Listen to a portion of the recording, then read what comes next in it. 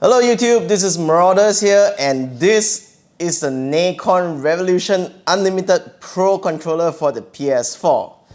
So, comes in this nice little hard case, foam hard case, which we can zip open, and we have the controller inside of it.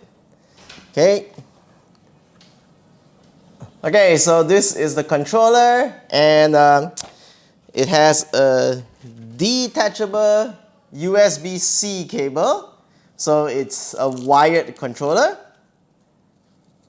Now, this is what I like to call a somewhat generic USB-C connector, because even though it's using a normal USB-C port, the problem is that the connector the hole to plug the cable in is so small. So while technically any USB-C cable can be used to connect to the controller if this breaks or something, so while any cable can be used to connect the controller, you need to make sure you find one that the head is small enough to go into the controller port itself. Now, this is also a wireless controller because inside the case it comes with this USB dongle, and they call it a Bluetooth dongle, but maybe it's not using Bluetooth or something. But the main thing here is if you use this with your PS4, it will be able to run the controller wirelessly. But of course, this is sort of a cheat for wireless because it's not like you can just connect it to your PS4 using a standard Bluetooth interface. You still need to use a dongle. And maybe this is how these other companies are solving the problem which the Razer Tournament Edition and the Ultimate Edition has, because the Razer was using direct Bluetooth and it was having a lot of issues, whereas the things like this Nacon and the Astro C42 Pro controllers, they all use dongles for their wireless, and it seems like it's offering a better solution compared to just using the pure PS4 Bluetooth. Now let's talk about the physical appearance. The controller has a matte surface on it, so it's not smooth and it's not rough. It's matte with some sort of it's like a rubbery coating. So the problem with this rubbery coating is that it shows sweat stains and it shows liquid stains, humidity stains on it very easily. Oh, see, I just had my spittle on it and you can see.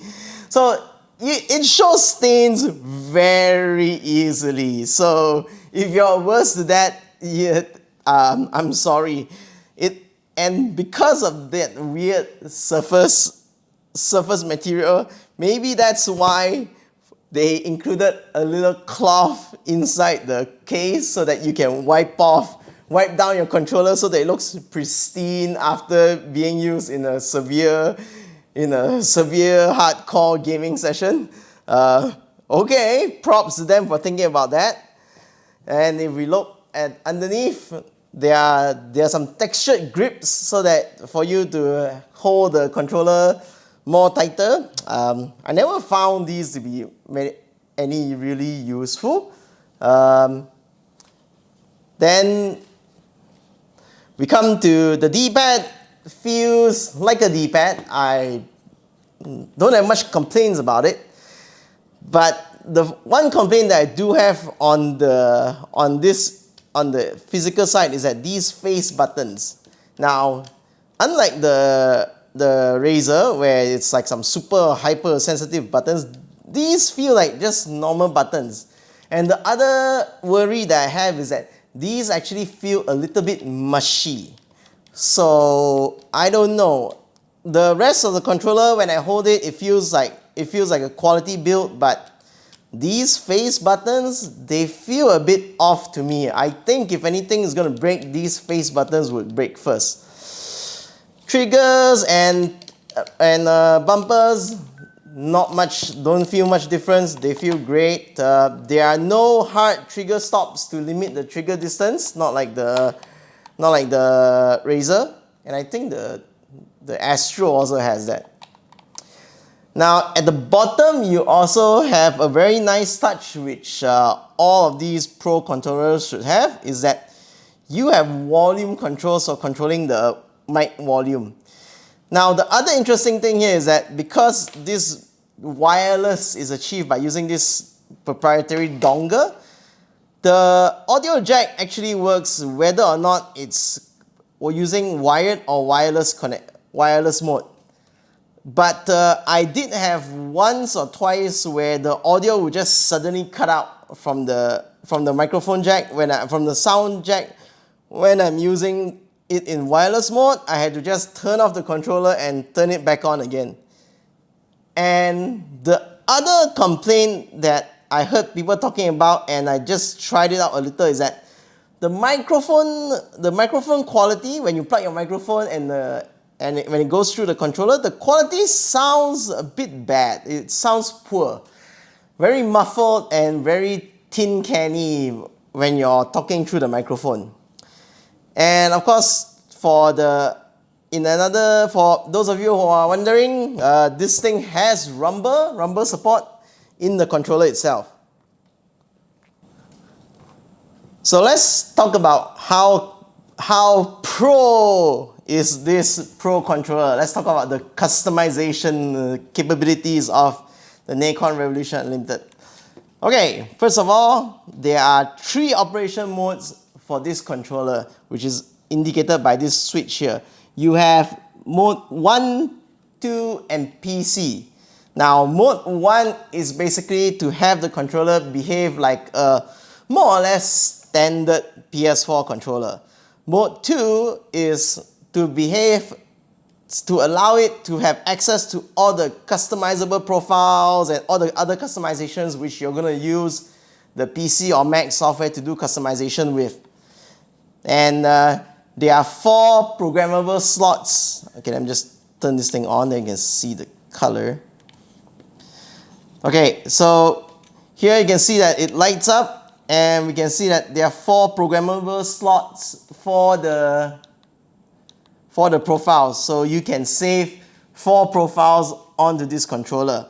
And the interesting thing here is that the other mode is PC mode. So this lets the controller report itself as an Xbox 360 controller to your PC when you connect it to the PC.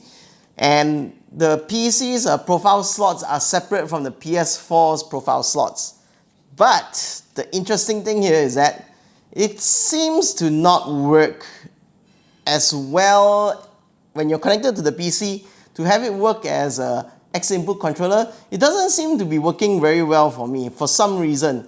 And it may be because that it doesn't work well, that Nacon actually doesn't really support running it in X input mode, or rather the wording was PlayStation doesn't support the fact that it runs in PC mode. I don't understand why they put it that way. The main thing is, in X input mode, it might not work that well when you connect it to your PC. So if you're running Steam, you might just want to leave it in PS4 mode and then use Steam's PS4 support in order to do it. Now let's flip over to the most important thing of any Pro controller, and that are the extra buttons on the grip. So for the Nacon Revolution Unlimited Pro, it's basically here. The four shortcut buttons are basically here on the underside of the grips. So one reason which they put it underneath it is most likely what a lot of people are saying, that if you put it down, you don't accidentally activate the buttons. There's a very low chance of you accidentally pressing the buttons since that they are in such a weird position. But because it's in such a weird position, it kind of takes a while for you to get used to them. I mean, I guess I can finally remember where to reach them with my fingers at the bottom, but I still find it a bit weird. So it's a bit low.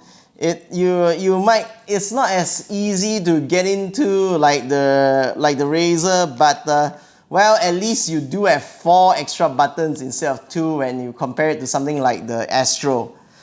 Then underneath the grips, so if you're the kind that prefers weighted controllers, the little box that comes inside the controller case contains weights of 10, 14 and 16 grams. So what you can do is you can just take this weight, put it in, and then close it back up, and you can weigh down your controller to make it feel a bit more heavier if you prefer your controllers to be heavy. And now for the joysticks, for these sticks, there is a way to customize it as well. So what you do is these are now the things that come with the controller. These are convex, so they go in. They are convex thumbsticks, so you can gently pull it out. And you can replace them with the concave discs that come inside the box. So you can pull them out and you can put them back in. Now, it's great that they gave this little option here, but I have an issue with these caps, which is the fact that, you see, they are not held in by super strong magnets. So you might feel that, okay, if they are not held in by magnets, that's great, because if I drop the controller, it won't go flying everywhere. But the problem is when you don't use magnets, they're actually using some plastic snappers here to snap, fit and lock inside the arm. Now, when it's plastic, it means that it's going to have a limited lifespan. You are only going to be able to take it off and put it in for a certain number of times before you actually wear out the plastic. So that's a very real risk if you're going to keep changing the thumbstick. But of course, you're going to say, but I won't keep changing the thumbstick. Yeah, you won't keep changing the thumbstick cap, but you might be changing the neck assembly. So what the Nacon Revolution Unlimited gives you is that it gives you another 2 different diameters of the neck brace for the thumbstick, for the neck pillar. So what this does is that it limits the movement of the thumbstick. So your angle of movement is now limited, is smaller. So if you combine that with a setting in the Nacon Revolution software so that your sticks are more sensitive, you can reach the limits much more faster, and it might feel a bit more useful to you. It might feel more responsive in certain games, like maybe fighting games or something, although I don't think you would ever use an analog stick for fighting. So the problem is if you want to keep changing it around, you have to keep popping the thumbstick, and I really feel that these plastic caps will cause an issue. It will break if you keep opening it and putting it in. So yeah, this is something that I do not agree with Nacon for them doing it like this. Let's see how they put it back. Okay.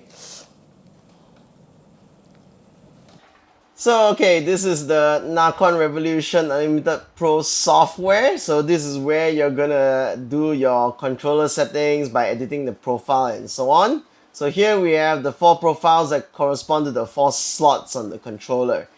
Now, one thing that isn't immediately apparent by the software is that, you see, the controller already comes preloaded with these Nacon profiles. So you can identify them with this Nacon prefix. So you can see the name here is Nacon_FPS Pro. So if you try to edit the values of this profile, so you can see that you can't actually do anything. So I'm clicking on it, but I can't actually move it. You can't edit the thing. You can't do anything with it. So they don't really say why this happened, but what's happening is that you need to be able to create a new profile. So only after you create your own profile. So I'm calling my own profile. and then we can start editing. Okay, then only we can start editing the value. So it's really funny. They don't. I really don't understand why the program just doesn't tell you, hey, you must create a new profile in order to start configuring the controller. Because I can see online that on Twitter there are people who also like, hey, I really don't understand why I can't edit anything. So which is really weird. Okay, so this is the screen where you can do your mapping. So you can see I can recustomize your buttons to be what they are.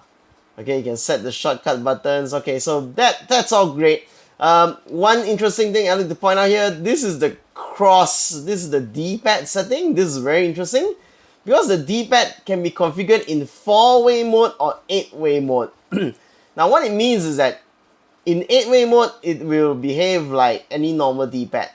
But in 4-way mode, this is very interesting.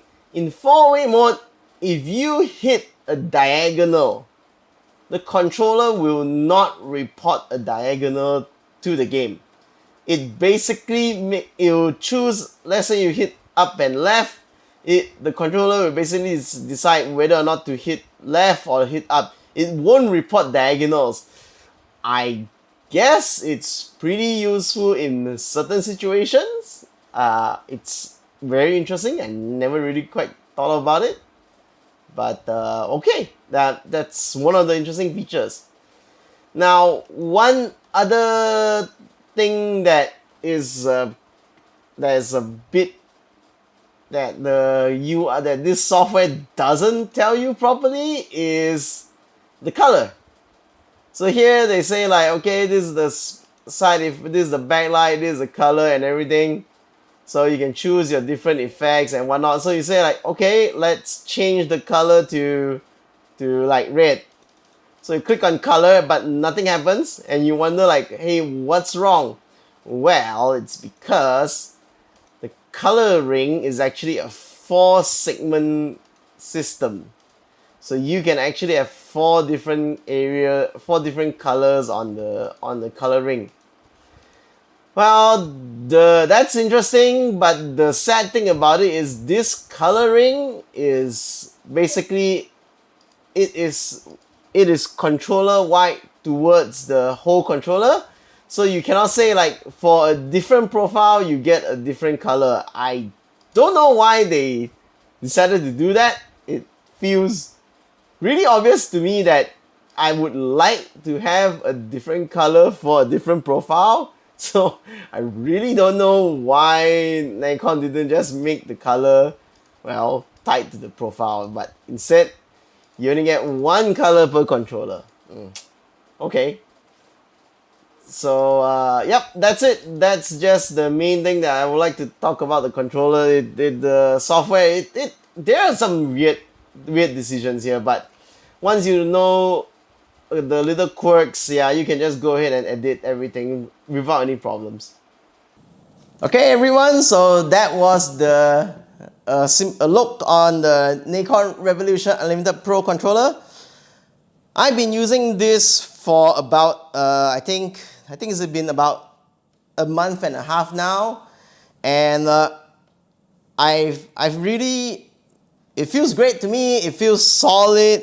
It feels like a great replacement for my now aged Razer, the original Razer Raiju, not the terrible Raiju Tournament edition.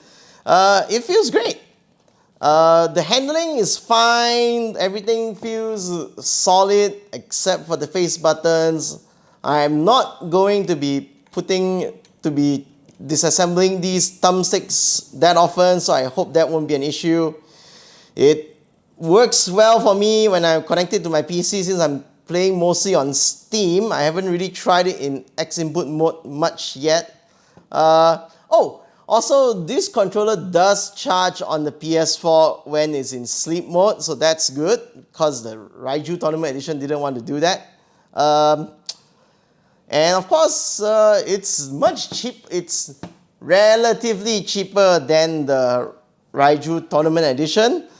It's still an expensive controller, and again, as I always said, just because you buy a pro controller doesn't mean it makes you a better player. You still need to have skill to offset the tools that pro controllers give you, namely is the extra buttons so that you don't have to lift your thumb off the face buttons when you're moving the right thumbstick. That's always the main reason why I want to use these pro controllers.